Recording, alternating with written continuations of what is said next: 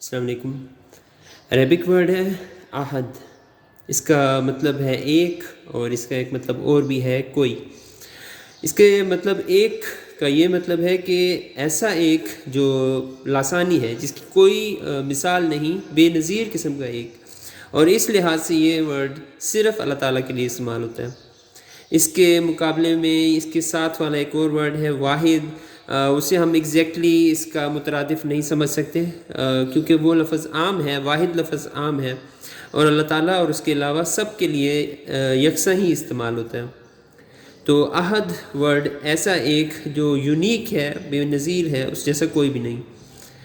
آپ لوگ قرآن مجید دیکھیں، سورہ الاخلاص، سورہ نمبر 112 ہے، اس کی آیت نمبر 1 میں ہے، قل هو اللہ احد، کہو وہ اللہ ہے یکتا، ایک، احد، دا ون۔ اور اگر اس کا دوسرا مطلب کوئی دیکھیں تو اس کے بارے میں آپ لوگ قرآن مجید دیکھیں۔ قرآن مجید میں ہے سورہ الانعام، سورہ نمبر 69، اس کی آیت نمبر 47 میں ہے، فما منکم من احد عنہ حاجزین، پھر تم میں سے کوئی ہمیں اس سے روکنے والا نہ ہوتا۔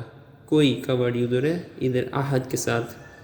اگر گرامر کے حساب سے دیکھیں تو احد کے اوپر بہت ڈیٹیل میں بات ہو سکتی ہے کہ کہاں پر یہ کوئی ہے، کہاں پر یہ ون کے میننگ میں آ رہا ہے، اور کہاں پہ یہ اور بھی طرح سے استعمال ہو سکتا ہے۔ لیکن یہ بہت بیسک آپ لوگوں کے ساتھ میں نے شیئر کیا، اور خود میں نے بھی سیکھا ہے اس بارے میں۔ انشاءاللہ ملتے ہیں نیکسٹ ٹائم پہ۔ جزاکم اللہ خیر۔